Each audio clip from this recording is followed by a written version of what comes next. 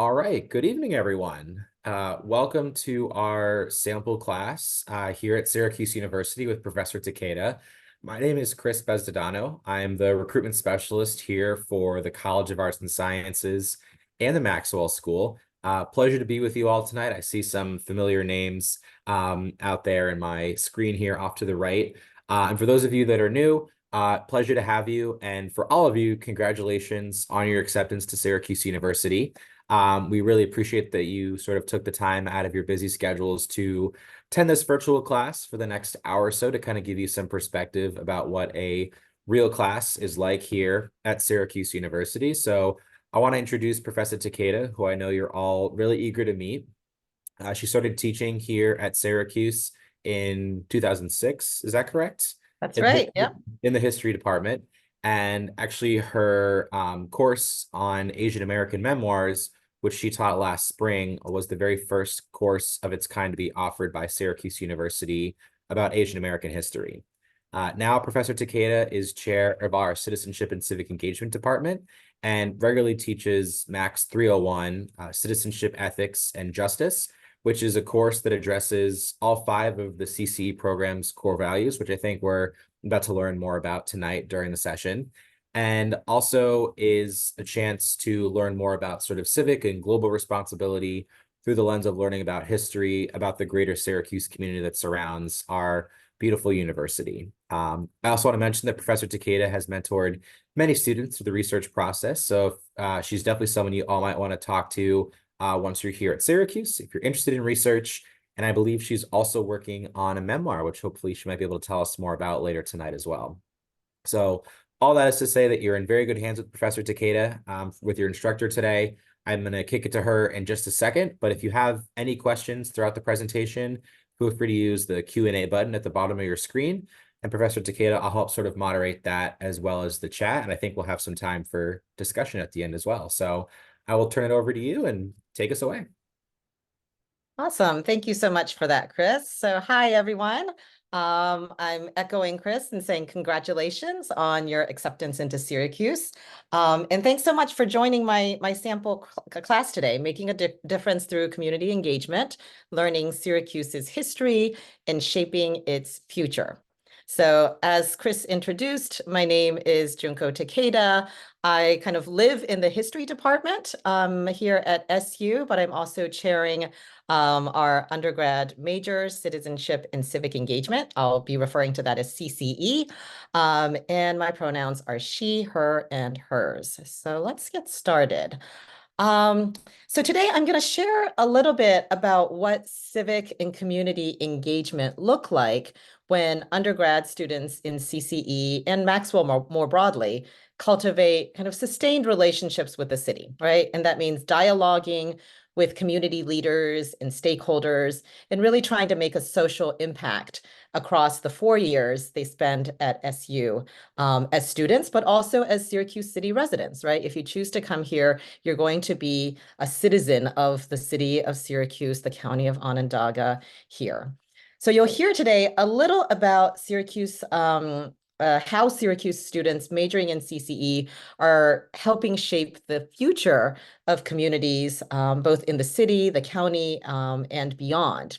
So CCE is a major where students partner with several organizations across the city. This includes legal aid firms, refugee empowerment organizations, housing development organizations, healthcare organizations, educational enrichment programs, and many, many other places to affect change as part of their major. But before I tell you about some of these experiential opportunities in CCE, I want to first spend the first part of tonight introducing you to the history of the city of Syracuse. Because we in the Maxwell School and in CCE in particular believe that in order to affect change, we first have to listen. We first have to learn about the communities in which we're embedded into, right? So engaging in community-oriented research and dialoguing with community partners and community leaders. So what you'll see tonight is a kind of mashup of sorts, a kind of combination of themes that are discussed in two courses that I teach in the Maxwell School in CCE. One is Max 301, the one that Chris was just earlier mentioning, the Ethics, Justice, and Citizenship class. And the other is Max 302, Community Engagement Research Seminar. So these are both courses that are taught at the upper division level, right? The 1 and 200 levels are introductory. These are 300 level courses that are intended for the major. So as you can see from my PowerPoint here, the slide here, I've divided my sample class today into 3 sections or parts. The first one, Syracuse and its diversity. I'll give you a taste of Syracuse's diverse history.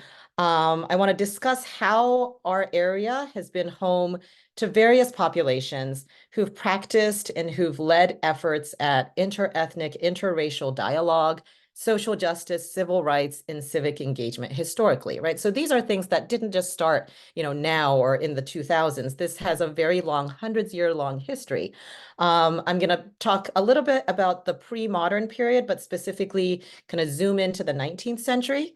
And then I'm going to pivot to the second section there, Syracuse and its challenges, where I'm going to highlight some of the challenges that the city's faced, especially across the 20th century, in realizing some of the goals of equality and equity. And in particular, I'll be focusing in the post kind of World War II period into the latter part of the 20th century, looking at redlining and racial discrimination and things like that. And then finally, I want to end on a positive note. So I'm going to talk about Syracuse and its opportunities. Some of the positive ways in which we in Syracuse, both students and community members, are addressing the long shelf life of injustice, inequality through civic engagement in the present day. So it kind of maps the ways in which you, if you end up coming to Syracuse, can become embedded in the larger community. All right. So let's start by kind of jumping back into the past. So Syracuse is situated, as you know, in central New York in Onondaga County. And the name Onondaga is actually based on an indigenous group, the Onondaga, one of the 5 nations of the Haudenosaunee Confederacy. Now, this confederacy, if you look at the map that's there under the image of the fort, was comprised of 5 nations, right? The Mohawk, Oneida, Onondaga, Cayuga, and Seneca. And these names still remain with us today. They're the Finger Lakes in this region, and each one of those lakes are named after these 5 nations. But anyway, this confederacy of 5 nations, this indigenous confederacy, was basically created to unite these 5 nations, to bring them together in dialogue, to peacefully engage. And this is one of the core tenets that we really think about in CCE and Citizenship and Civic Engagement: dialogue, community dialogue, and peaceful civic engagement. So each of these nations had its own council. They were chosen by a clan mother, but the Grand Council of all of the nations together would join up together. They would deliberate on the common good in the Longhouse, which the Onondaga, who were known as the keepers of the fire, basically brought together, right? So this confederacy is actually well known here in our region because it was one of the earliest democracies known, right? So when we think about citizenship and civic engagement and democratic values in the Maxwell School, we want to make sure to highlight how some of these ideas were brought here to us, right, by the very indigenous people who've lived here across hundreds of years. Now, in terms of when settlers began to arrive, that actually happened across the 17th century. So as you see from the PowerPoint here, the first European settlement were actually missionaries. They were missionaries known as Jesuits, or from the Society of Jesus. And they were actually invited by the Onondaga to build a small settlement. And the fort replica is still there, about 10 minutes north of the city in Liverpool. It was called Saint-Marie among the Iroquois. And this was an operation for about 3 years from 1656. And the reason why the Onondaga invited them there was in the hopes of brokering peace between warring factions of one of their members of the Confederacy, the Mohawks, and the French, who had already started settling in what's now Canada. Now, the next kind of major moment in which European settlers arrive is across the 18th century, so around the time of the Revolutionary War. And this is when we see a few white traders from Albany who come and settle in the Onondaga Valley. And this is about 10 minutes south of the Syracuse University campus, Onondaga Valley. And they settled there because they were very much interested in trade. So across the latter part of the 18th century and early into the 19th century, there were two major industries that were starting to develop. One was the salt industry, which has a very long history, and the indigenous were actually very much interested in this region because of salt. We have a lake that's right above the city, Lake Onondaga. The marshy area was a prime location for the collection of salt, and Syracuse is still actually nicknamed Salt City. And the other industry, of course, was transportation in the early part of the 19th century with the building of the Erie, or the digging, I should say, of the Erie Canal that connected basically the Atlantic to the Great Lakes, right? Lake Ontario and so forth. So this is basically happening in the 18th century and early 19th century. And so this is when you finally see our city, the city of Syracuse, as we understand it now, incorporated. And it was first incorporated as a small village in 1825. It was basically a trading post. And then about 20 years later, it was chartered as a city in 1848. Now, when you think about the mid-19th century, right? So we're talking about 1848, 1850. What were the major events happening in the US that come to mind? If you want to put that in the chat, then Chris can moderate the chat and kind of talk about,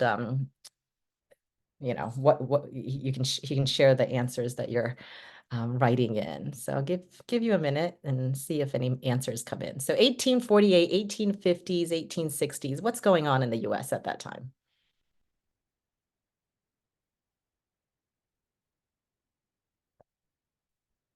Anything in the chats?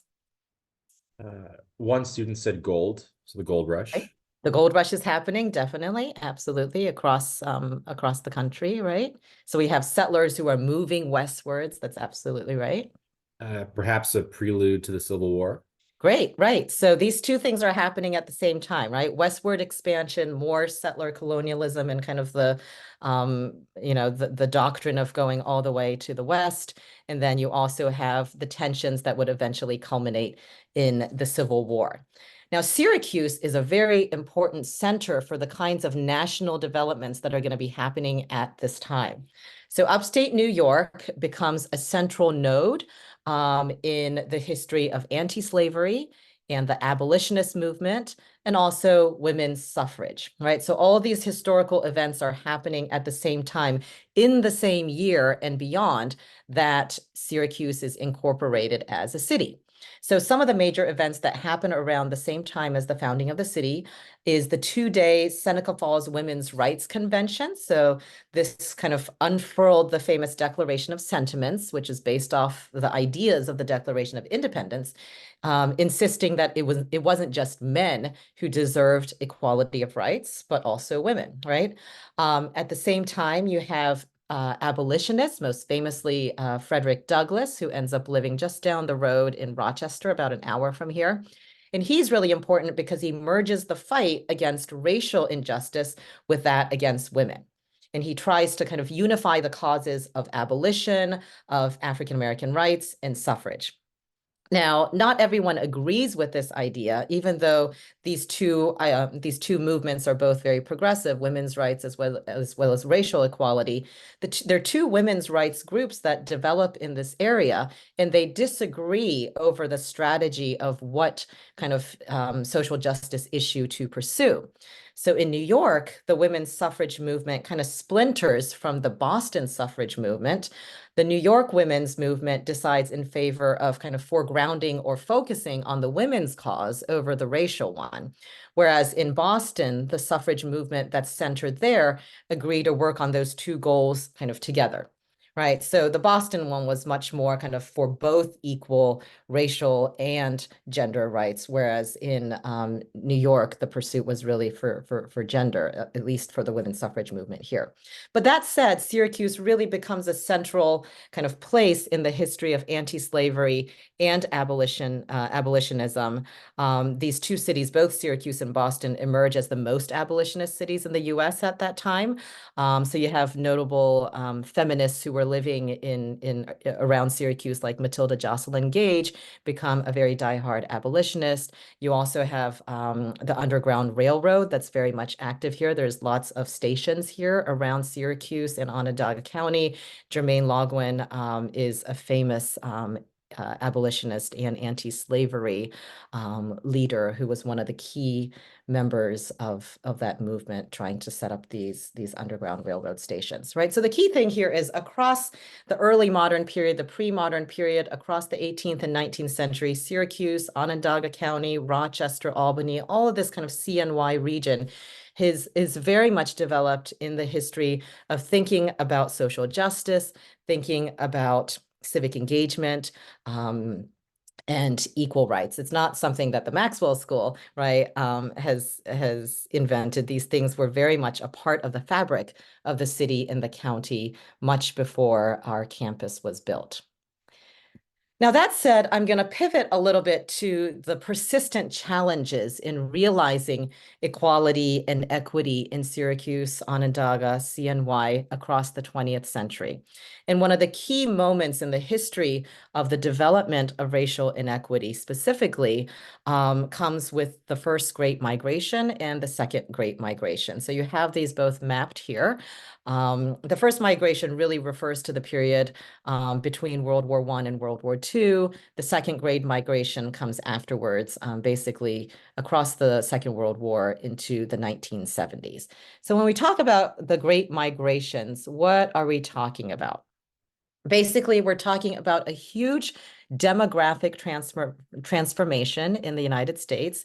The first migration, like I said, in the earlier part of the century, the 20th century, was when you see about 6 million African Americans relocate from rural areas in the American South to more industrial cities in the North, looking for more opportunities, right? So these are populations who are escaping racial violence, that includes a whole kind of combination of things from indentured servitude, lynching, Jim Crow laws, etc. And Syracuse becomes one of the primary nodes in the kind of places that a lot of African Americans are going to be looking at. Chicago, of course, is a famous one, as is Detroit and Cleveland. But the cities in upstate New York, Rochester, Syracuse also become a place that welcomes a lot of African American migrants. And actually, the image that you see here on the bottom of the third image here, the big image here, is actually a photo of Syracuse in the 1930s, 1940s. And this is a neighborhood that I'm going to be talking about in the next couple of slides, where you see a large concentration of migrants from the South establish themselves. Okay, so let's look at this map. Any idea of where are we on this map? Any clues? Where do you think we are here? It's an old map. Can you get a sense of where this map was from?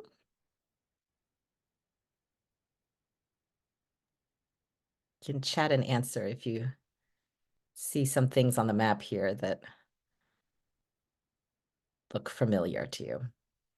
While we're waiting for an answer, I see as this old map, maybe some of those railroad ticks Mhm. with the northern part of the section. So Yeah, the railroad that you were talking about, which it's crazy to think that there used to be one running straight through downtown Syracuse. So it'd make my right? work a lot easier. Exactly.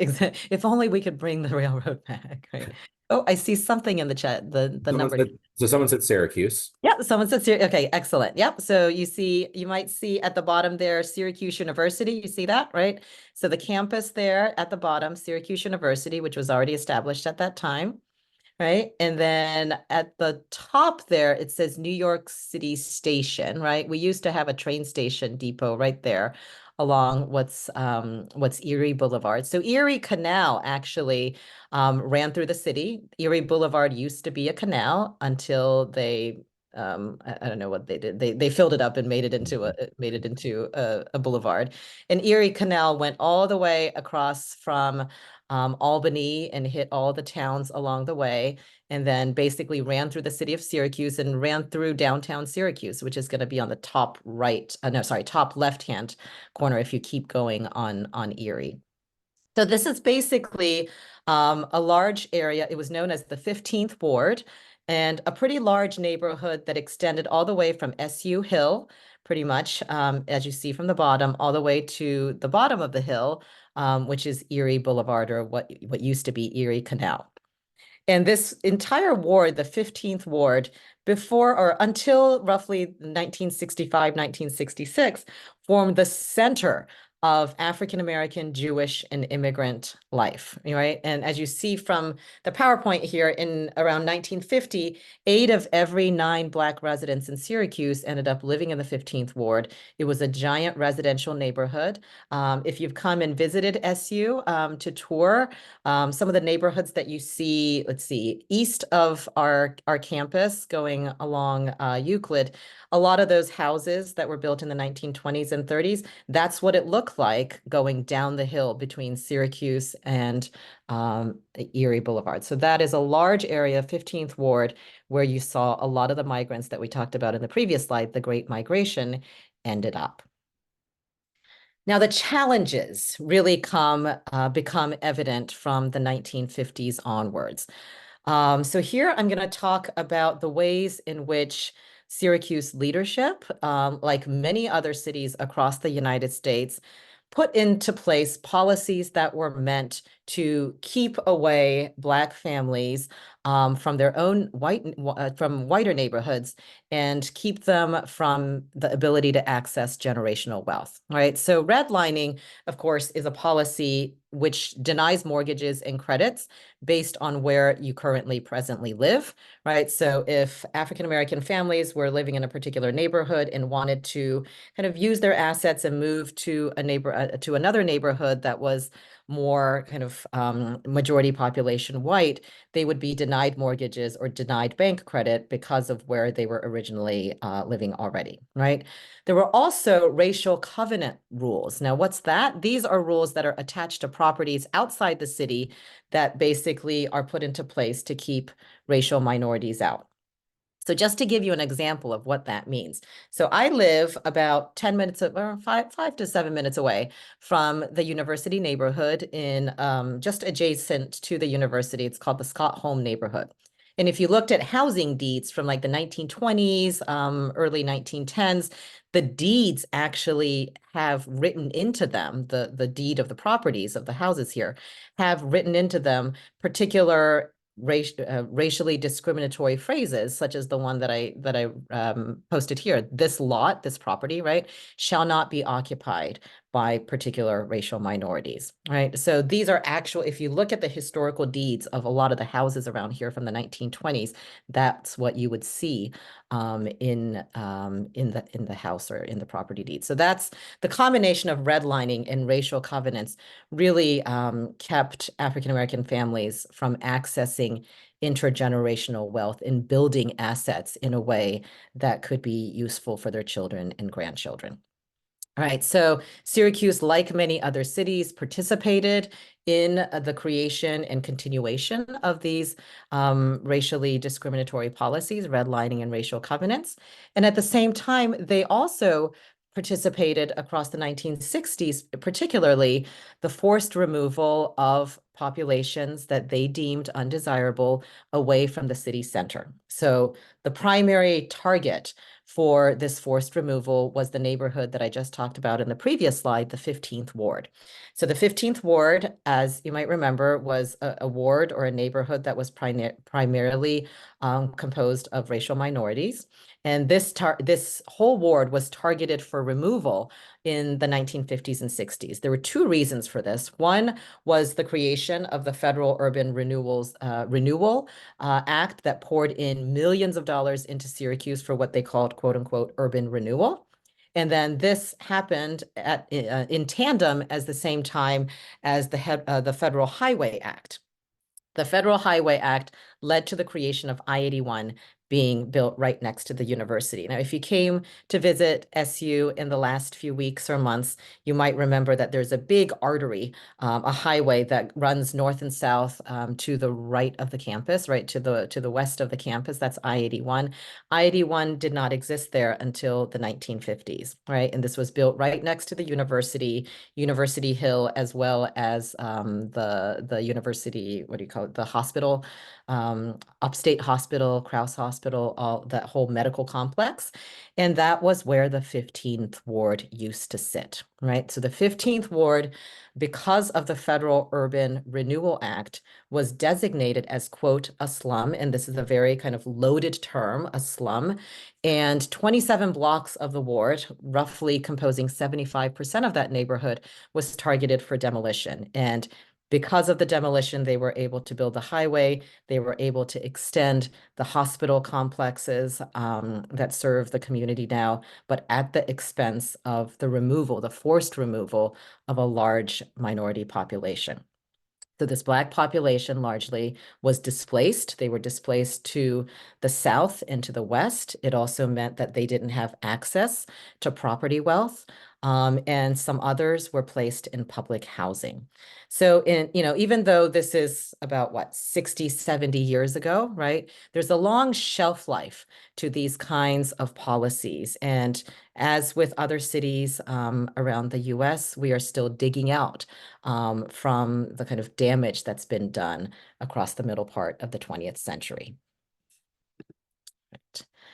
So here I'm going to kind of pivot. So the kinds of conversations or discussions that I've been leading in the last few minutes, right, that compose kind of part one and part two of my lecture today are really kind of themes that we talk about in the Max 301 class, the Ethics, Justice, and Citizenship class.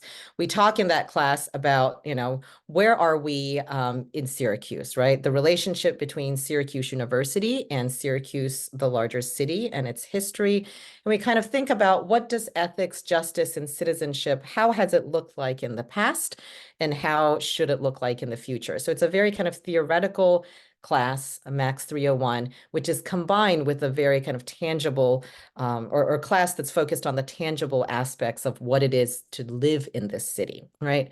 Now, in the Max 302 class, which is the class that's focused on community-based research, we try to identify the many ways in which we as students, faculty, and staff can partner and dialogue with community members to affect change. And one of the things that we do in that research seminar is to really think carefully and have kind of systems analysis. So looking at and evaluating the interrelated processes that created some of the challenges the city has experienced and, the ways in which we can think about opportunities for change. So one of the things we do is we explore the interrelated effects of generational discrimination. So again, here I'm going to open it up to the chat with a question.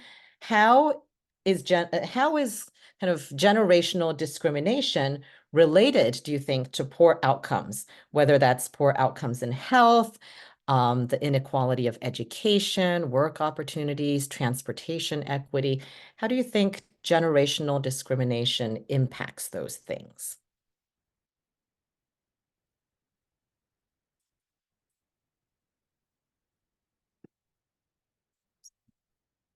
While waiting on a response, Yeah. was another chat from when you were showing the map of the 15th Ward.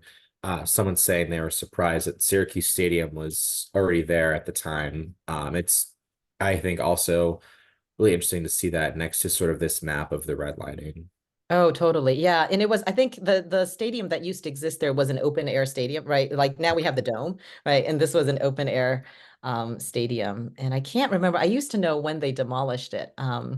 It was, And I think it was later in the 60s, early. yeah, I think it was in the same time as sometime around there for sure. Yeah. But in response to your question, Yep. One of the participants, students said, feelings of hopelessness are possible in this seemingly cycle of. Yeah. Absolutely. That's actually, thank you for that comment. That's a very perceptive and very true, right?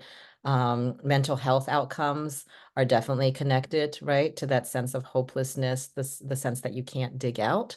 And one of the things that, or one of the many things that CCE students, some of the students who are interested in public and mental health work on is precisely that, how we can partner to create programs, whether it's for children or the elderly or, whoever, right? Who are marginalized. Yeah. Another student also says this sort of helps to compound, or maybe not helps, but continues to compound the issue at hand as well. Absolutely. That's it, the compounded effects, for sure. Yeah. And furthermore, someone else said meritocracy doesn't apply in many of these circumstances as well. Yeah, that's a really perceptive point as well. Thank you for all these comments. They're wonderful. Yeah, one of the things that we do, and I know in Max 123, critical issues in the United States, I believe it's called. It's a class that a lot of Maxwell students take, whether you're a CCE major, a policy major, poli-sci. Max 123 is one of the major requirements, and I know one of the themes that I know some teachers who teach for that class. It's a team taught class, but one of the themes that keeps cropping up is meritocracy, right? And whether it's education or whether it's labor and work opportunities, the acquisition of wealth, right? Even if you try, right? This whole idea of if you can pull yourself up by the bootstraps, right? If there's structural things getting in the way of that, you can try as much as you can, but what does it actually yield, right? When you have all those structural things generationally working against you. So those are all excellent points. Thank you. Yeah. So yeah, so thank you for that. So in, if you were to take the Max 302 class, we run a lot of systems analyses looking at the evaluation or looking at and evaluating the ways in which generational discrimination, and we can think about it in terms of race, right? Class, ethnicity, gender, visa status, language proficiency, all of these things, all the differences for which you can be discriminated against, how that can impact educational opportunities, public health, right, outcomes, transportation, all of these things. So community engaged research then becomes a way to identify some of the causes, some of the root structural causes, as well as identify the needs of the community that are the most acute, and then dialogue together to find solutions. So we really put an emphasis on community engaged research because it's a little different from research papers, where you read some books and create a bibliography of books and articles that have been, pumped out by professors and specialists and so forth who are in academic settings, right? There's a difference between doing that kind of academic research and doing research that involves bringing in the voices of marginalized people, right? Speaking with, dialoguing with, interviewing with people in the community to really assess from their perspective, right? What are their needs and what are the kinds of ideas they have for solutions? And then kind of marrying that together with the academic research that's been being done in university settings. Those two things kind of need to go hand in hand. And that's what we try to do when we run systems analyses in Max 302. So just kind of a few things, right? To answer my own question there, some of the ways in the Max 302 class that we think about the interrelationships between generational discrimination and outcomes. One of the ways in which we can do that is we think about public health, right? Now, I-81, the big viaduct that cuts across the city, is next to one of the oldest public housing sites in the United States. And if you look at the health outcomes of the people who have been living underneath a highway, who are most exposed to sound, kind of sound pollution, air pollution, noise pollution, all these things, you see outcomes that are not good in terms of health and mental health, right? The same region, kind of the territory or the neighborhood of the 15th Ward in South South Syracuse, you saw across the 1980s and 1990s in particular, a huge difference in infant mortality. And you can see that really closely when you look at this chart, right? You look at the stark difference between Black populations and white populations when it comes to the infant mortality rate for Syracuse across the 1980s and 1990s. They're very kind of problematic numbers here if you look at what's been found through some of the research, right? About 18 of every 1,000 babies died before their first birthday in the 1980s. It had one of the highest infant mortality rates in the country. The numbers have been going down consistently, and there are reasons why a lot of community outreach and aid and public health organizations, NGOs, the hospitals here being much more kind of understanding about the vulnerable populations right next to SUNY Upstate and things like that. So it's starting to yield better numbers now. But this is where we can look at the kind of combination of poverty, racial discrimination, and public health outcomes. Speaking of food and environmental studies, if you look at the map, with the orange and the gray to the right-hand side, so this is a general map of Syracuse, the city. Let's see. So Syracuse University would be in the 13244, right? So it would be kind of where the pale on the right-hand side, the pale kind of peachy color right there is where SU now stands. But if you look at the food environment with the various zip codes, you see I-81 running up there, and then the lake, of course, Onondaga Lake to the left, and then you go up and that'll be the airport, right? But what you see here are the kind of most challenged areas are still around the south side to the west, right? And right around the highway kind of intersection between Highway 690 and I-81. So this is tracking for obesity rates. This is also, this map also highlights the availability of large grocery stores versus smaller kind of mom and pop stores. So you can really see where the food deserts are in relation to challenges with obesity. And so that tracks again with the places that are the most vulnerable in terms of economics, as well as labor, transportation inequity, and things like that. Now, one of the things that we've really seen in Syracuse in the last 20, 30 years is the kind of repopulation of the city, thanks to the arrival of refugees and new Americans, immigrants across the city. And Syracuse is one of the major sanctuary cities in the United States. So if you look at that map, this chart, the circle chart on the left-hand side, you see the numbers. This is a little dated, but if you look at the numbers from 2001, the decade from 2001 to 2011, arrivals based off of different continents of origin. You see Africa in the bluish green, Asia in kind of lighter green and pale kind of peachy colors, orange, and then Europe in the red and dark purple. So what you see here are lots of new communities. They are coming in from places like Burma, Iraq, Syria, Somalia, and many, many other places. I think there are like 70 different languages represented in Syracuse district schools. Kind of especially since the early part of this century. But one of the challenges is that they have received housing in some of the more challenged spaces in the city, right? So if you look at the map to the right again, the darker orange spaces are some of the places in which they've been housed, right? So there, things become much more complicated again, because on top of the larger history of segregation and redlining, and forced removal and things like that, you have kind of layered with that the arrival of other vulnerable communities that have that have had to start or restart life in Syracuse in ways that may not necessarily have been the most equitable.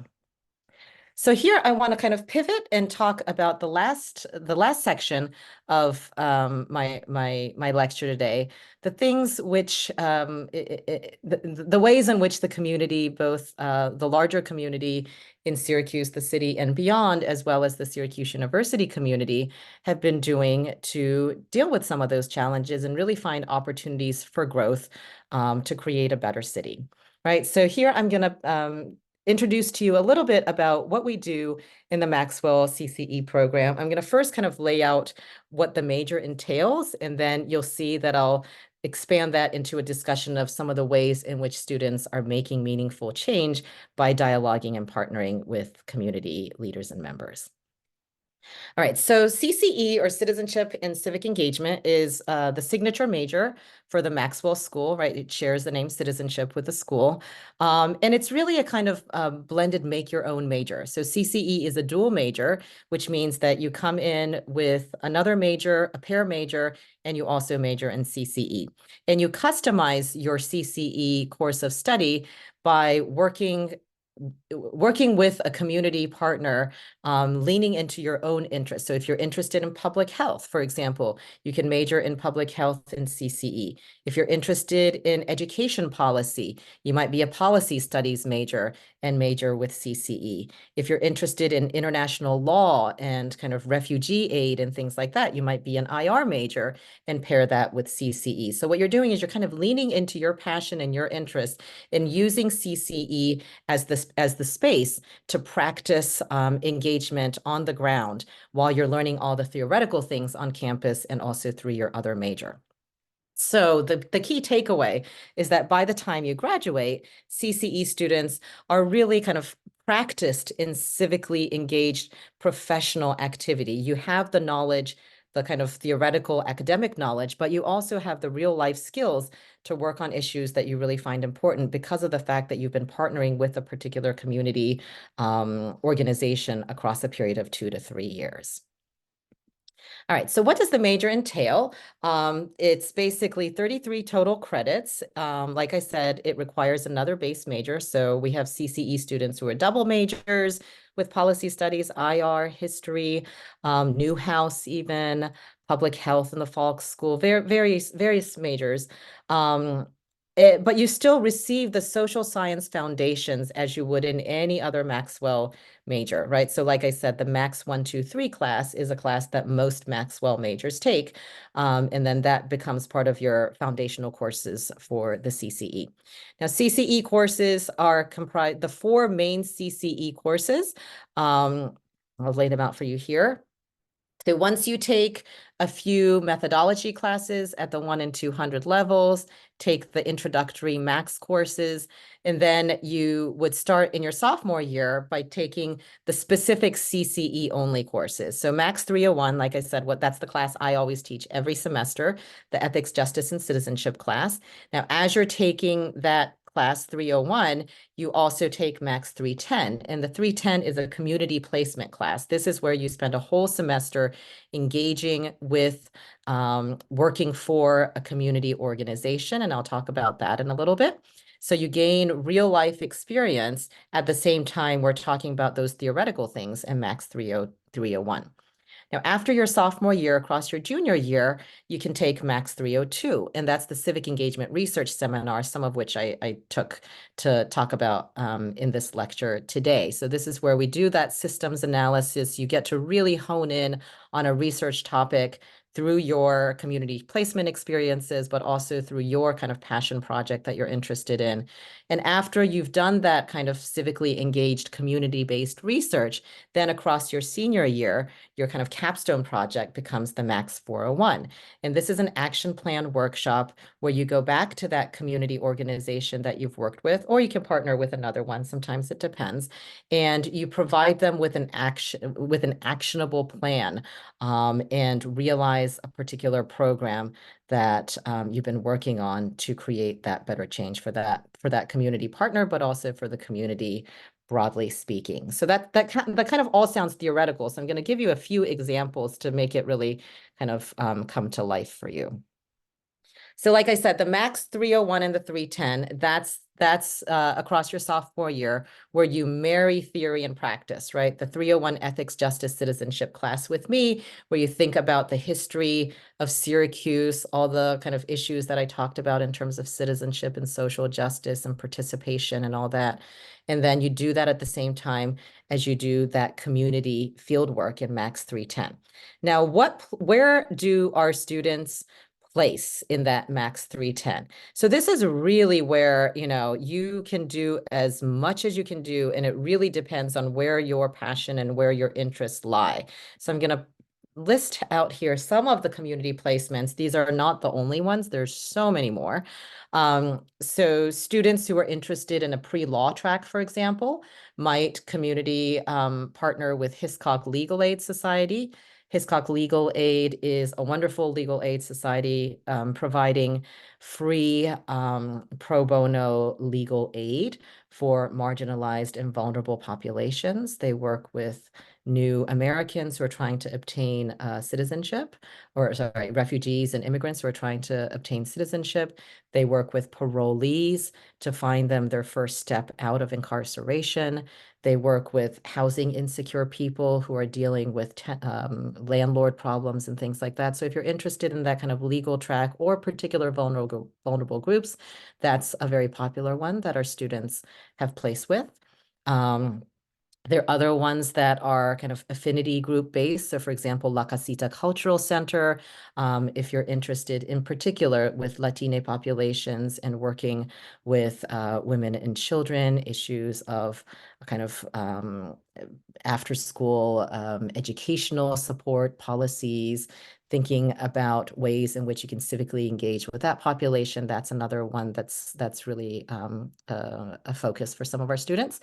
We have students who are interested in public health or a pre-med track. So I've seen students for that track be interested in working with ACR Health, for example. So it's really based on your own interests, right? Whether you're interested in policy, immigration, racial justice, gender, LGBTQ, whatever it might be, we find community placements and dialogue with you, and then you gain that real life experience. And then you can continue that dialogue across 2 or 3 years.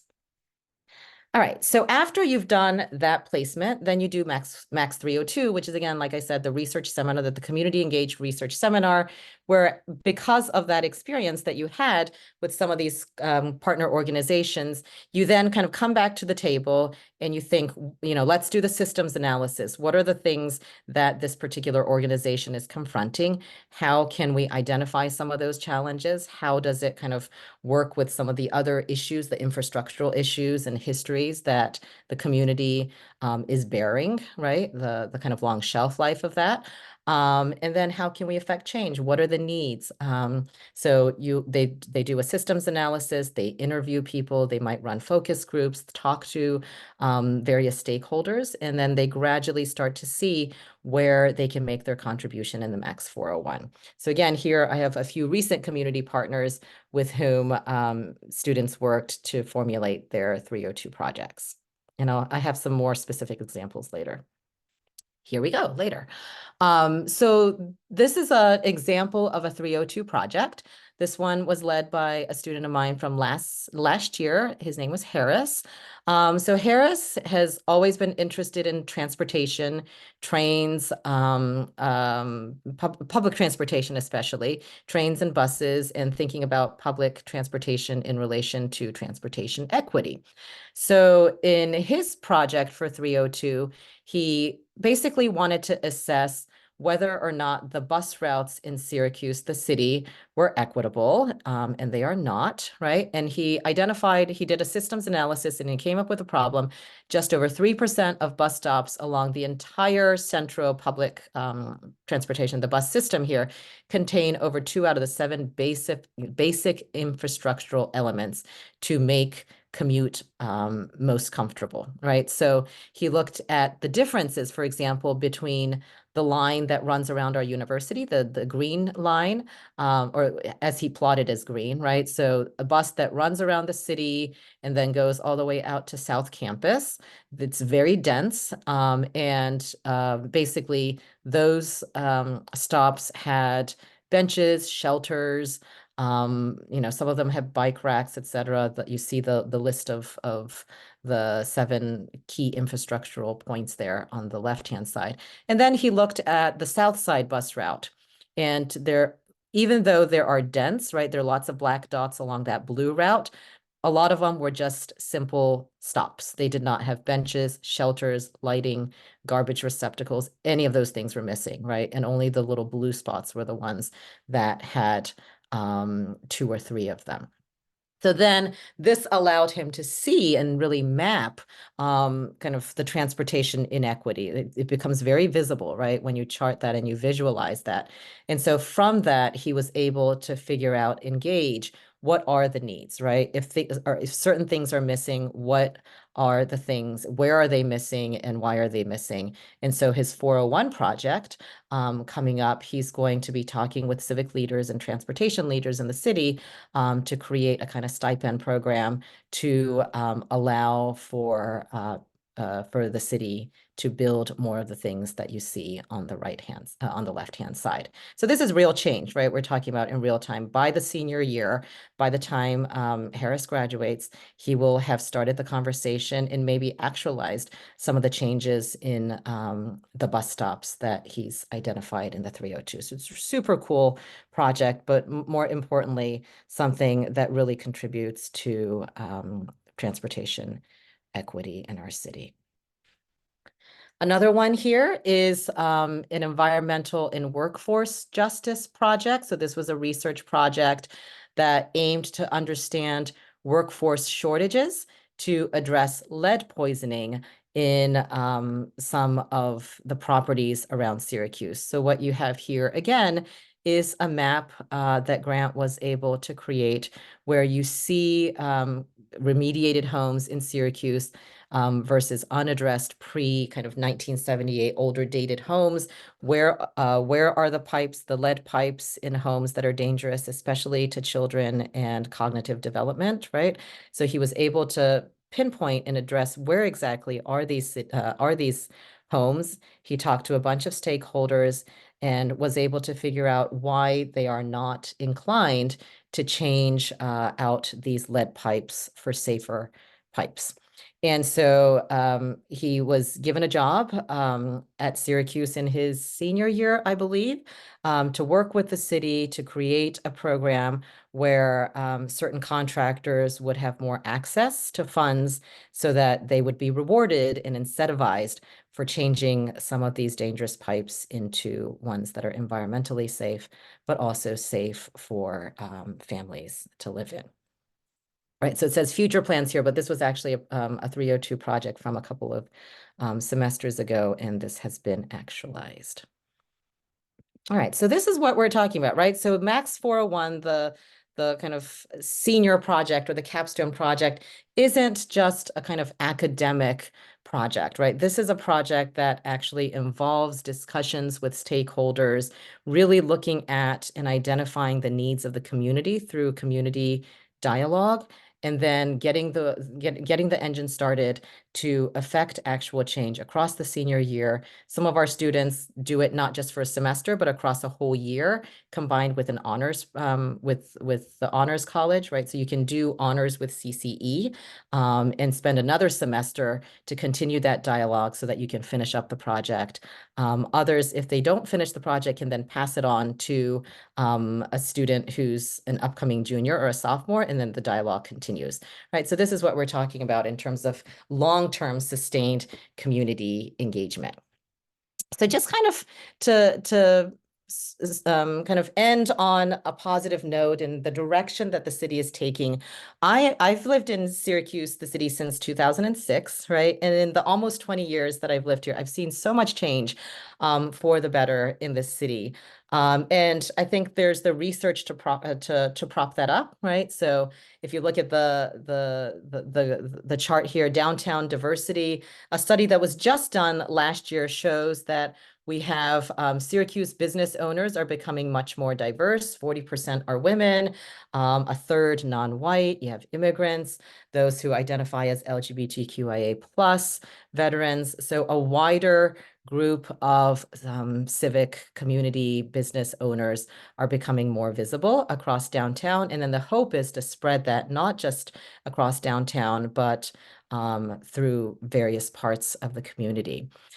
If we look at the second generation of refugee populations who have, come here since the 1980s, for example, their parents came, and you have the second and third generation, you see a lot of entrepreneurial activity happening. Salt City Market is a delicious food. What do you call it, Chris? Like a food stall?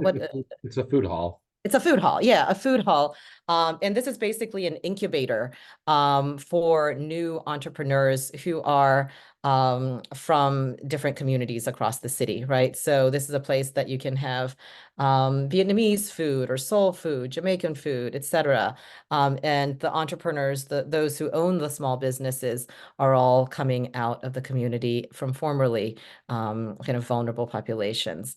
We see a lot of Black women, rising young Black women who are now leaders in the community. Sankofa Center is one that's very close to my heart, focusing on maternal care and infant care. Sequoia Kemp that you see on the left-hand side there, she's a very well-known doula. In the city of Syracuse, works together with SUNY Upstate, with Krause, etc. Marcel Haddix that you see on the right-hand side there. She's actually one of the provosts at SU. She's from the School of Education, but she's also a yoga instructor, and she founded the Yoga Collaborative at Sankofa Center. So we see a lot of really hopeful activity. And one of the reasons, the earlier chart that you saw of infant mortality, but how it's getting better across time, one of the reasons is because we have these community members who are doing such good work in collaboration with other community members, but also with SU to try to bring about meaningful change. So I want to end today's lecture here by bringing it back to Syracuse University, right? So this is another slide that really kind of shows some of the more positive developments in the city. I-81 is about to come down in the next couple of years. That was just approved. And so this will be a very interesting development with lots of opportunities for civic engagement. If you're going to tear down I-81 and kind of remove the vestiges of, of one of the major policies that created more racial inequity across the 1950s and 1960s, how do we do it right? And so that is a conversation that's very live and active right now. And then on the right-hand side, you see a kind of a list of dates, but this is basically just to show how you have so many opportunities for engagement between Syracuse University and off the University Hill, so to speak, right? A lot of conversations constantly going on between the mayor's office, various stakeholders in the city, and Syracuse students, professors, and staff. So to conclude, I want to end by bringing it back to Syracuse. So if you come to Syracuse, and I hope every single one of you decides to come to Syracuse, and if you're in the Maxwell School, or even if you're not in the Maxwell School, if you decide to take classes that are social science classes in the Maxwell Hall, one of the key spaces that you'll probably spend a lot of time in is the center of Maxwell Hall. So there's a huge lecture hall right behind that George Washington statue. There's a wall there and two doors to the right and left. And then there's a big kind of auditorium there. That's where a lot of the Max classes are taught, as well as poli-sci, political science, et cetera. But the thing that really draws my attention, at least, to this wall here is what's behind George Washington, right? And so this is the oath of the Athenian city-state, or the Athenian oath. And so I put the words here. You may be familiar with this already, but I put the words of the oath there at the bottom here, because I think it really kind of speaks to the goals, not just of Citizenship and Civic Engagement, CCE, but really of the Maxwell School, kind of all combined, right? We will ever strive for the ideals and sacred things of the city, both alone and with many. We will unceasingly seek to quicken the sense of public duty, We will revere and obey the city's laws. We will transmit the city not only, not less, but greater, better, and more beautiful than it was transmitted to us. So as food for thought, I just leave you with the Athenian oath. And think about, the many ways in which if you come to Syracuse, you can not just be a student who inhabits the space of Syracuse University, but one that becomes a citizen of Syracuse more broadly, so that in the 4 years that you're here, you can leave this place more beautiful than it was transmitted to you when you arrive.